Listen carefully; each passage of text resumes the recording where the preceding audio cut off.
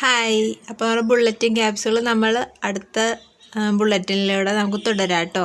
നമ്മൾ മാർച്ച് 1 കുറച്ച് ആർട്ടിക്കിൾസൊക്കെ നമ്മളന്ന് വായിച്ചില്ലേ. ഇത് മാർച്ച് 15 അതായത് മാർച്ചിൽ രണ്ടാമത്തെ PSC ബുള്ളറ്റിനിലെ കാര്യങ്ങളാണേ. അപ്പോൾ ഇതിൽ നമ്മുടെ വേൾഡ് വാട്ടർ ഡേ ഇല്ലേ, മാർച്ച് 22. അപ്പോൾ അതുമായിട്ട് ബന്ധപ്പെട്ട ഒരു ആർട്ടിക്കിൾ ഇതിൽ കൊടുത്തിട്ടുണ്ട്, നമുക്കത് വായിക്കാം.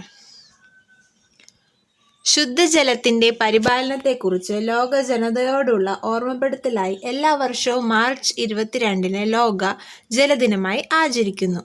1992 റിയോ ഡി ജനീറോയിൽ ചേർന്ന ഐക്യരാഷ്ട്രസഭയുടെ പാരിസ്ഥിതിക വികസന സമ്മേളനം അംഗീകരിച്ച പ്രമേയമാണ് ജലദിനമെന്ന ആശയം മുന്നോട്ട് വെച്ചത്. ഇതേ തുടർന്ന് ഐക്യരാഷ്ട്ര പൊതുസഭ എല്ലാ വർഷവും മാർച്ച് 22 ലോക ജലദിനം ആചരിക്കുമെന്ന പ്രമേയം അംഗീകരിച്ചു. ഇതോടെ 1993 മുതൽ ലോക ജലദിനം ആചരിക്കുവാൻ തുടങ്ങി. ജലം അമൂല്യമാണെന്ന പൊതു സന്ദേശമാണ് ഈ ദിനം നൽകുന്നത്. ആഗോള ജല പ്രതിസന്ധി പരിഹരിക്കുന്നതിനുള്ള നടപടികൾ സ്വീകരിക്കുന്നതിനാണ് ഈ ദിനം ശ്രദ്ധ കേന്ദ്രീകരിക്കുന്നത്. 2025 ലോക ജലദിന പ്രമേയം ഹിമാനികളുടെ സംരക്ഷണം എന്നതാണ്. ഹിമാനികളുടെ സംരക്ഷണം അല്ലെങ്കിൽ എന്താ, ഗ്ലേസിയർ പ്രിസർവേഷൻ. ഇതാണ് വേൾഡ് വാട്ടർ ഡേ മാർച്ച് 22 അതായത് ഈ വർഷത്തെ ആപ്തവാക്യം അല്ലെങ്കിൽ എന്താ പറയുക നമ്മൾ ജലദിന പ്രമേയം. അപ്പോൾ ഒഴുകി നടക്കുന്ന മഞ്ഞ് പടങ്ങളെയാണ് ഹിമാനി അഥവാ ഗ്ലേഷ്യർ എന്ന് വിളിക്കുന്നത്. ധ്രുവപ്രദേശങ്ങളിലും ഉയർന്ന പർവ്വതനിരകളിലും ഇവ സ്ഥിതി ചെയ്യുന്നു. 100 മീറ്റർ തൊട്ട് 3000 മീറ്റർ വരെ കനമുള്ള ഹിമാനികളെ കണ്ടെത്തിയിട്ടുണ്ട്. ഓസ്ട്രേലിയ ഒഴികെയുള്ള മറ്റെല്ലാ ഭൂഖണ്ഡങ്ങളിലും ഹിമാനികൾ കാണപ്പെടുന്നു. ഭൂമിയിലെ ശുദ്ധജലത്തിൻ്റെ ഏറ്റവും വലിയ സ്രോതസ്സുകളാണ് ഹിമാനികൾ. ഭൂമിയിലെ ശുദ്ധജലത്തിൻ്റെ ഏകദേശം 2% തണുത്തുറഞ്ഞ ഈ ഹിമാനികളിൽ സംഭരിച്ചു വച്ചിരിക്കുന്നു. ഇന്ത്യയിൽ ഹിമാലയത്തിലെ വലിയ ഹിമാനികൾ കാണപ്പെടുന്നു. ഗംഗാ നദിയുടെ ഉത്ഭവം ഗംഗോത്രി എന്ന ഹിമാനിയിൽ നിന്നാണ്. യമുന നദി തുടങ്ങുന്നത് യമുനോത്രി എന്ന ഹിമാനിയിൽ നിന്നും. സമുദ്രങ്ങൾ കഴിഞ്ഞാൽ ഭൂമിയിലെ ഏറ്റവും വലിയ ജലസംഭരണികളാണ് ഹിമാനികൾ. അവയ്ക്കുണ്ടാവുന്ന ചെറിയ മാറ്റങ്ങൾ പോലും അവിശ്വസനീയമാം വിധത്തിൽ ഭൂമിയുടെ ആവാസ വ്യവസ്ഥയ്ക്ക് സ്വാധീനിക്കുന്നു. കാലാവസ്ഥാ വ്യതിയാനത്തിൻ്റെ നിരവധി സൂചനകൾ ഹിമാനികൾ നൽകുന്നു. ഉരുകുന്ന ഹിമാനികൾ സമുദ്രനിരപ്പ് ക്രമാതീതമായി ഉയരുന്നതിന് കാരണമാകുന്നു. ഇവ ഉരുകിത്തീർന്നാൽ ഭൂമിയിലെ ജലലഭ്യത ഗണ്യമായി കുറയും. ജലവിഭവങ്ങൾക്കായുള്ള മത്സരം വർദ്ധിക്കുന്നതിന് ഇത് കാരണമാകും. ഭൂമിയുടെ ആരോഗ്യകരമായ ആവാസ വ്യവസ്ഥ നിലനിർത്തുന്നതിന് ഹിമാനികൾ അത്യന്താപേക്ഷിതമാണ്. അതിവേഗം ഉരുകി ഹിമാനികൾ സമുദ്രജലപ്രവാഹങ്ങളിൽ അനിശ്ചിതത്വം സൃഷ്ടിക്കുന്നു. ഇത് ഭൂമിയുടെ കാലാവസ്ഥയിൽ ഗുരുതരമായ പ്രത്യാഘാതങ്ങൾ വരുത്തിവെക്കും. ലോക ജലദിനത്തിൽ കാലാവസ്ഥാ വ്യതിയാനവും ആഗോള ജലപ്രതിസന്ധിയും നേരിടാനുള്ള സുദീർഘമായ പദ്ധതികളുടെ കാതലായ ഹിമാനികളുടെ സംരക്ഷണം ഉറപ്പാക്കൽ എന്ന പുതിയ ദൗത്യം കൂടി ഇന്ന് ലോകത്തിനു മുമ്പിൽ നിൽക്കുന്നു. ജലത്തിൻ്റെ ഉത്ഭവം.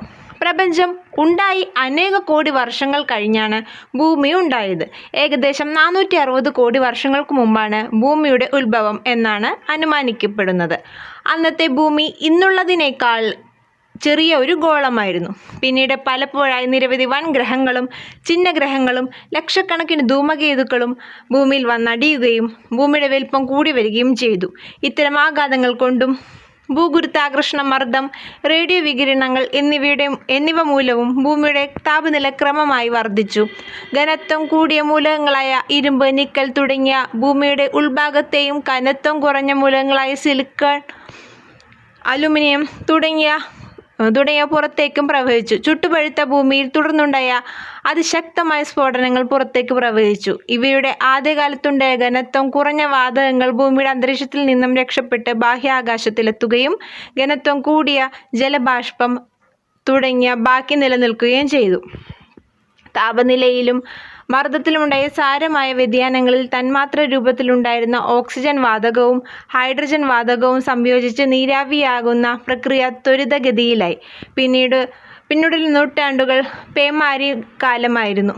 തുടർച്ചയായുണ്ടായ കനത്ത പേമാരികളുടെ ഫലമായി ഭൂമി കൂടുതൽ തണുക്കുകയും അന്തരീക്ഷത്തിലെ നീരാവി കൂടുതൽ വെള്ളമായി താഴോട്ട് പതിച്ച് ഭീമാകാരങ്ങൾ ആയ ഗർത്തങ്ങളിൽ സംഭരിക്കപ്പെടുകയും ഇങ്ങനെ സമുദ്രങ്ങൾ രൂപപ്പെടുകയും ചെയ്തു. ഈ കാലയളവിലൊന്നും ജീവൻ എന്ന അത്ഭുത പ്രതിഭാസം രൂപപ്പെട്ടിരുന്നില്ല.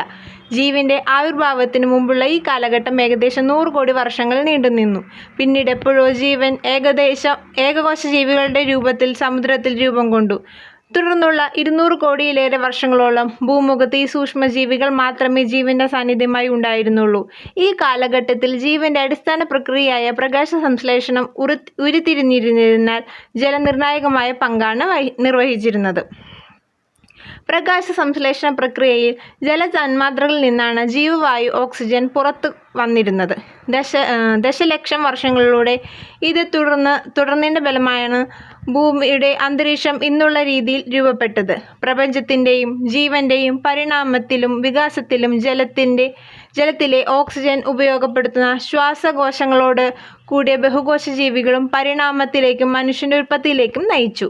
ഭൂമിയുടെ വിസ്തൃതിയുടെ 71% ജലമാണ്. ഇതിനു പുറമെ ഭൂതലത്തിനടിയിലും ജലമുണ്ട്. അന്തരീക്ഷവായുവിൽ ജലകണങ്ങളുണ്ട്. ധ്രുവ പ്രദേശത്തും പർവ്വതനിരകളിലും ഭീമാകാരങ്ങളായ ഹിമാനികളും മഞ്ഞുമുണ്ട്.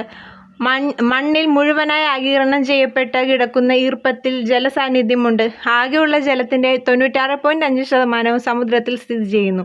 ഉപ്പ് കലർന്നതുകൊണ്ട് ഇത് ശുദ്ധജലമല്ല.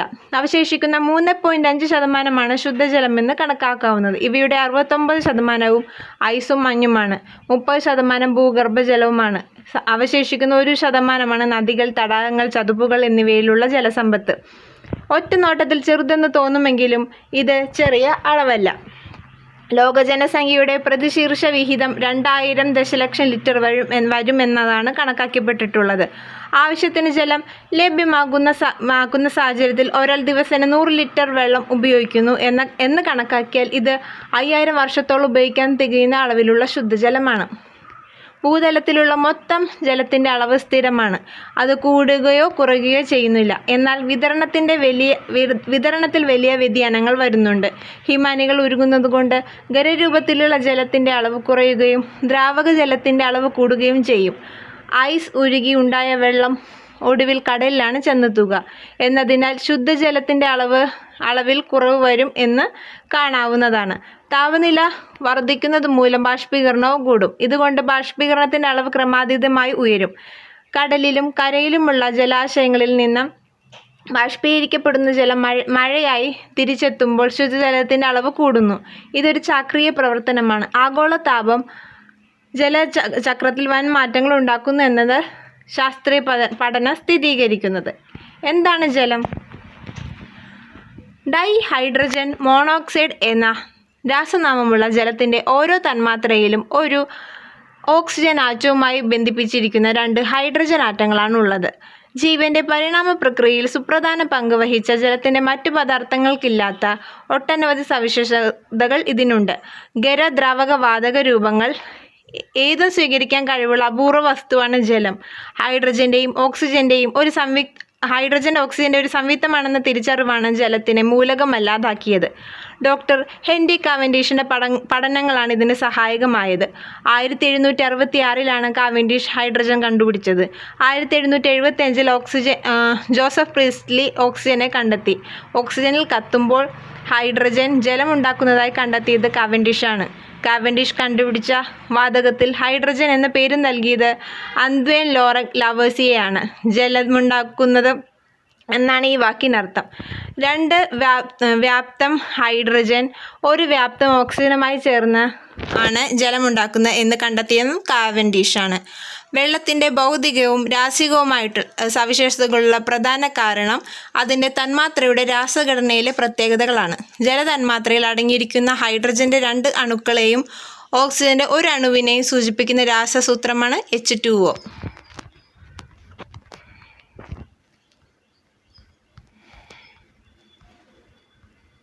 ജലതന്മാത്രകളുടെ വിന്യാസം രേഖീയമാണ്. അതിന് ഗ്രീക്കിലെ ലാംഡ എന്ന അക്ഷരത്തിൻ്റെ ആകൃതിയാണ്. വേറൊന്ന് ജലത്തിൽ H2O എന്ന തന്മാത്ര ഒറ്റതിരിഞ്ഞല്ല നിലകൊള്ളുന്നത്. പല H2O തന്മാത്രകളും കൂടിച്ചേർന്നൊരു ബൃഹത് തന്മാത്ര കൂട്ടായ്മ ഉണ്ടാക്കിയാണ് നിലകൊള്ളുന്നത്. താപനില കുറയുമ്പോൾ ഹൈഡ്രജൻ ബന്ധങ്ങൾ കൂടുകയും താപനില ഉയരുമ്പോൾ അവ പൊട്ടിപ്പോകുകയും ചെയ്യുന്നു. ജലം ഹിമമായി മാറുമ്പോൾ 4 ഹൈഡ്രജൻ അണുക്കൾ ഒരു ചതുഷ്ഫലകത്തിൻ്റെ 4 കോണുകളായി നിലയുറക്കുന്നു. ഇങ്ങനെയുള്ള ആകൃതി ഉണ്ടാകുമ്പോൾ ചതുഷ്ഫലകത്തിൻ്റെ ഉള്ളിൽ ഏറെ ശൂന്യ സ്ഥലങ്ങൾ വർദ്ധിക്കുകയും സങ്കനത്വം കുറയുകയും ചെയ്യുന്നു. ഇതാണ് ഹിമാനികൾ ജലോപരിതലത്തിൽ പൊങ്ങിക്കിടക്കാനുള്ള കാരണം. ഇതൊരു അസാധാരണ പ്രതിഭാസമാണ്. എല്ലാ ദ്രാവകങ്ങളും ഉറഞ്ഞ് ഖരമാകുമ്പോൾ വ്യാപ്തം കുറയുകയും ഘനത്വം കൂടുകയുമാണ് ചെയ്യുന്നത്. വെള്ളത്തിൻ്റെ കാര്യത്തിൽ ഇത് തിരിച്ചാണ്. താപനില കുറയുന്നതിനനുസരിച്ച് ഘനത്വം കൂടുകയും വ്യാപ്തം കുറയുകയും തന്നെയാണ് വെള്ളത്തിൻ്റെ കാര്യത്തിൽ സംഭവിക്കുന്നത്. എന്നാൽ 4 ഡിഗ്രി സെൽഷ്യസ് താപനിലയിൽ കാര്യം തിരിച്ചാവുന്നു. വ്യാപ്തം കൂടുകയും ഘനത്വം കുറയുകയും ചെയ്യുന്നു. അതുകൊണ്ട് 4 ഡിഗ്രി സെൽഷ്യസ് താപനിലയിലാണ് വെള്ളത്തിന് ഏറ്റവും കൂടുതൽ ഘനത്വമുള്ളത്. വെള്ളം ഐസായി മാറുമ്പോൾ വ്യാപ്തം കൂടുന്നതിന് കാരണം ഇതാണ്. മാന്ത്രികമെന്ന് വിശേഷിപ്പിക്കുന്ന നിരവധി സവിശേഷതകൾ ജലത്തിനുണ്ട്. ഖരാവസ്ഥയിൽ ഘനത്വം കുറവ്, വിശിഷ്ട താപം ഏറ്റവും ഉയർന്നത്, വളരെ ദീർഘപരിധിയിൽ പോലും ദ്രാവകമായി തുടരാനുള്ള കഴിവ് എന്നിവയൊക്കെ ഇവയിൽ ചിലത് മാത്രം. ഒരവസ്ഥയിൽ നിന്ന് മറ്റൊരവസ്ഥയിലേക്ക് മാറാൻ ജലത്തിന് ചുരുങ്ങിയ സമയം മാത്രം മതിയാവും. ചൂട്, കാറ്റ്, മർദ്ദം എന്നിവയുടെ വ്യതിയാനങ്ങൾക്കനുസരിച്ച് ഇത് സാധ്യമാകുന്നത്. ഖരാവസ്ഥയിൽ അഥവാ മഞ്ഞുകട്ട ചൂടിന് വിധേയമായാൽ ഉരുകി വെള്ളമാവും, അതായത് ദ്രാവകാവസ്ഥയിലേക്കായി മാറും. പിന്നെയും ചൂട് കൂടിയാൽ നീരാവിയാകും, അതായത് വാതകാവസ്ഥ. വെള്ളത്തിന് മറ്റൊരു സവിശേഷത മിക്കവാറും എല്ലാ പദാർത്ഥങ്ങളെയും അതിലേക്ക് ലയിപ്പിക്കുവാൻ കഴിയും എന്നുള്ളതിനാണ്. ഈ കഴിവിനെ ആസ്പദമാക്കിയാണ് വെള്ളത്തിനെ ഒരു സാർവിക ലായകം എന്ന് വിളിക്കുന്നത്. ഈ കഴിവിന് കാരണം വെള്ളത്തിൻ്റെ പോളാർ സ്വഭാവമാണ്. ഈ കഴിവ് വെള്ളത്തിന് ദോഷവും ചെയ്യുന്നുണ്ട്. ശുദ്ധജലം പെട്ടെന്ന് മലിനമാകും. അല്പം മാലിന്യം മതി വളരെയധികം ജലത്തെ ഒന്നിച്ച് ഉപയോഗശൂന്യമാക്കാൻ. താപം ഉൾക്കൊള്ളുവാനുള്ള ശേഷി വളരെ കൂടുതലായതിനാൽ ജലം ഒരു നല്ല ഊർജ്ജശേഖരമാണ്. ഏറ്റവും കൂടിയ താപധാരിത, അത് വിശിഷ്ടതാപം ഉള്ള പദാർത്ഥമാണ് ജലം. ദ്രാവക അമോണിയയ്ക്ക് ജലത്തേക്കാൾ കൂടിയ താപധാരിതയുണ്ട്. ലഭ്യതയും അപകടരഹിതവുമായി ഉപയോഗിക്കാമെന്നത് ജലത്തെ ഊർജത്തിൻ്റെ സംഭരണിയായി ഉപയോഗിക്കുവാൻ കാരണം. ജലത്തിൻ്റെ താപവാഹക ശേഷിയാണ് താപവൈദ്യുത നിലയങ്ങൾ പ്രവർത്തനത്തിൻ്റെ അടിസ്ഥാനം. വീണ്ടും ഊർജം സംഭരിച്ചു വെക്കുവാനും ആവശ്യാനുസരണം ഉപയോഗിക്കുവാനും കഴിയുന്നതുകൊണ്ട് ജലവൈദ്യുത പദ്ധതികൾ പ്രവർത്തിക്കുന്നു. ആണവ നിലയങ്ങൾ പുറപ്പെടുവിക്കുന്ന ചൂടുള്ള നിർഗമനങ്ങളെ തണുപ്പിക്കുന്നതും ജലമാണ്. താപനിലയങ്ങളും ആണവ നിലയങ്ങളും ജലസ്രോതസ്സുകൾക്ക് സമീപം സ്ഥാപിക്കുന്നതിനും കാരണം ഇതാണ്. ഇനി ദുരുപയോഗവും ജലമലിനീകരണവും. ജലചക്രത്തിലുണ്ടാകുന്ന മാറ്റങ്ങൾ പ്രകൃതിയുടെ താളം തെറ്റിക്കും. വേണ്ടത്ര ശ്രദ്ധയോടെ കൈകാര്യം ചെയ്തില്ലെങ്കിൽ ഇത് വൻ പാരിസ്ഥിതിക ദുരന്തങ്ങളിലേക്കാണ് നയിക്കുക. വിസ്തൃതങ്ങളായ ഭൂവിഭാഗങ്ങളെ മരുഭൂമിയാക്കാനും ജലദൗർലഭ്യം വഴിയൊരുക്കും. ജലചക്രത്തിൽ വന്ന മാറ്റങ്ങളും പാരിസ്ഥിതിക ദുരന്തങ്ങളുമാണ് മാനവ പരിഷ്കാരത്തിൻ്റെ കേന്ദ്രങ്ങളായി നിലകൊണ്ട സുമേറിയൻ, ബാബിലോണിയൻ, അസീറിയൻ, പേർഷ്യൻ സാമ്രാജ്യങ്ങൾ ഉൾപ്പെട്ട മെസൊപ്പൊട്ടേമിയ സംസ്കാരങ്ങളുടെ സർവനാശങ്ങളെ കൊണ്ട് ചെന്നെത്തിച്ചത്. പൂർണ്ണമായും ഇല്ലാതായ അമേരിക്കയിലെ മായൻ സംസ്കാരം നൽകുന്ന താക്കീതും വ്യത്യസ്തമല്ല. മഴ പെയ്താണ് നദികളും തടാകങ്ങളും കുളങ്ങളും എല്ലാം വെള്ളം എത്തുന്നത്. മഞ്ഞു മൂടിക്കിടക്കുന്ന പർവ്വതനിരകളിൽ നിന്ന് മഞ്ഞുരുകിയും വെള്ളം ഉണ്ടാകുന്നു. മണ്ണിൽ കിനിഞ്ഞിറങ്ങിയ ഭൗമജലമായും ജലാശയങ്ങളും അണക്കെട്ടുകളിലും മറ്റുമായി സംഭരിക്കപ്പെടുന്ന വെള്ളമാണ് നിരവധി ആവശ്യങ്ങളായി നമ്മൾ ഉപയോഗിക്കുന്നത്. ജലത്തിൻ്റെ അശുദ്ധങ്ങളെ 3ആയി തരംതിരിക്കാം: ലയിച്ചു ചേർന്ന അശുദ്ധങ്ങൾ, ലയിക്കാത്തവ, സൂക്ഷ്മാണുക്കൾ എന്നിവ. ഓരോ പ്രദേശത്തെയും മണ്ണിലുണ്ടാകുന്ന ലവണങ്ങൾ വ്യത്യസ്തമായിരിക്കും. ഇതുകൊണ്ട് വിവിധ പ്രദേശങ്ങളിൽ ലഭിക്കുന്ന ജലത്തിൻ്റെ സ്വഭാവത്തിൽ ചെറിയ വ്യത്യാസങ്ങൾ ഉണ്ടായിരിക്കാം. രാസവളങ്ങളും കീടനാശിനികളും ഉപയോഗിക്കുന്ന പ്രദേശങ്ങളിൽ അവയുടെ അവശിഷ്ടങ്ങൾ വെള്ളത്തിലുണ്ടാകും. ഗാർഹിക മാലിന്യങ്ങൾ വലിച്ചെറിഞ്ഞ പ്രദേശത്ത് അവയിലെ അശുദ്ധങ്ങൾ ജലത്തിൽ കലരുന്നു. വ്യവസായശാലകളിൽ നിന്ന് കൃത്യമായ രീതിയിൽ സംസ്കരിക്കാത്ത മലിനജലങ്ങൾ ജലസ്രോതസ്സുകളിൽ എത്തുന്നുണ്ടെങ്കിൽ അതിനുള്ള അശുദ്ധതകൾ കൊണ്ട് ശുദ്ധജലം ഉപയോഗശൂന്യമാകും. ജൈവ മാലിന്യങ്ങളുടെ സാന്നിധ്യം ബാക്ടീരിയകൾ പെരുകുന്നതിന് കാരണമാകും. കുടിവെള്ളത്തിൻ്റെ ഗുണനിലവാരം വളരെ പ്രധാനമാണ്. ലഭിക്കുന്ന കുടിവെള്ളം തിളപ്പിച്ചാറിയ ശേഷം ഉപയോഗിക്കുന്ന രീതിയാണ് കേരളത്തിൽ തുടർന്നു വരുന്നത്. ജലജന്യ രോഗങ്ങൾ തടയുന്നതിന് ഈ ശീലം വളരെയധികം സഹായകമായിട്ടുണ്ട്. കുടിക്കാൻ, കുളിക്കാൻ, ഭക്ഷണം പാകം ചെയ്യാൻ, വസ്ത്രങ്ങൾ വൃത്തിയാക്കാൻ, വീടും പരിസരവും ശുചിയാക്കുവാൻ മാലിന്യ സംസ്കരണം, വാഹനങ്ങൾ, ഉപകരണങ്ങൾ വൃത്തിയാക്കാൻ, ഇങ്ങനെ നിരവധി ആവശ്യങ്ങൾക്ക് മനുഷ്യൻ വെള്ളം ഉപയോഗിക്കുന്നു. ഗാർഹിക ആവശ്യങ്ങൾക്കായി ദിനംപ്രതി ഒരാൾക്ക് ശരാശരി വേണ്ടിവരുന്നത് 120-125 ലിറ്റർ വെള്ളമാണ്. പൊതുവിതരണ സമ്പ്രദായത്തിൽ ഗ്രാമപ്രദേശങ്ങളിൽ ഇത് 100-120 ലിറ്റർ, നഗരങ്ങളിൽ 160-250 ലിറ്റർ എന്നിങ്ങനെയാണ് കണക്കാക്കുന്നത്. കാർഷിക ആവശ്യങ്ങൾക്കായി ഉപയോഗിക്കുന്ന ജലത്തിൻ്റെ അളവ് ആദ്യകാലങ്ങളിൽ വെള്ളം സുലഭമായി കിട്ടിയിരുന്ന നദീതീരങ്ങൾ കടന്ന് പെരുപ്പത്തോടൊപ്പം അണക്കെട്ടുകൾ പണിതു ഉള്ള വൻ ജലസേചന പദ്ധതികളുടെ ശൃംഖലയിലേക്ക് ഉയർന്നു.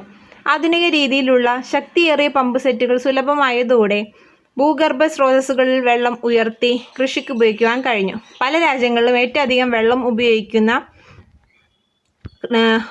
കൃഷി ആവശ്യങ്ങൾക്കാണ്. ഇന്ത്യയിൽ ഇത് 65% മുകളിലാണ്. രാസവളങ്ങൾ ഉപയോഗിച്ച് ഊർജിത കൃഷി നടത്തുമ്പോൾ വെള്ളത്തിൻ്റെ ആവശ്യം 10 മടങ്ങ് വർദ്ധിക്കുന്നു. ആകെയുള്ള ജല ഉപയോഗത്തിൻ്റെ 20% വ്യവസായങ്ങൾക്കാണ് ഉപയോഗിക്കുന്നത്. ചില വ്യവസായ രാജ്യങ്ങളിൽ ഇത് 60-70% വരെ ഉയരാം. മദ്യം, രാസവസ്തുക്കൾ, കടലാസ്, ഔഷധങ്ങൾ എന്നിവയുടെ നിർമ്മാണത്തിന് വളരെ കൂടിയ അളവിൽ വെള്ളം വേണ്ടിവരുന്നു. ഇത്തരത്തിൽ ഉപയോഗിക്കുന്ന വെള്ളത്തിൻ്റെ സിംഹഭാഗവും മലിനജലമായി പുറത്തേക്ക് ഒഴുക്കിവിടുന്നു. ഇത് പല വിധത്തിലുള്ള മലിനീകരണ പ്രശ്നങ്ങൾക്കും വഴിയൊരുക്കുന്നു. മലിനജലം സംസ്കരിച്ച് പുനരുപയോഗം ചെയ്താൽ ഒരു പരിധിവരെ ഇതിനൊരു പരിഹാരമാകും. വിവിധ ഊർജാവശ്യങ്ങൾക്ക് വേണ്ടി ജലം ഉപയോഗിക്കുന്നു. താപവൈദ്യുത നിലയങ്ങളിലും ആണവ നിലയങ്ങളിലുമുള്ള ജലത്തിൻ്റെ ആവശ്യം വളരെ കൂടുതലാണ്. വിനോദത്തിനും ഉല്ലാസത്തിനും ഒട്ടനവധി ജലകേളികളിലെ പ്രധാന മാധ്യമവുമാണ് ജലം. കരയിൽ വീഴുന്ന വർഷപാതത്തിൻ്റെ 1/7 ഭാഗം മാത്രമേ മാനവരാശിയുടെ ആകെ ഉപഭോഗത്തിന് ആവശ്യമായുള്ളൂ. എന്നിട്ട് ലോകത്തിലെ പല ഭാഗങ്ങളും ഇന്ന് രൂക്ഷമായ ജലക്ഷാമം അനുഭവപ്പെടുന്നു.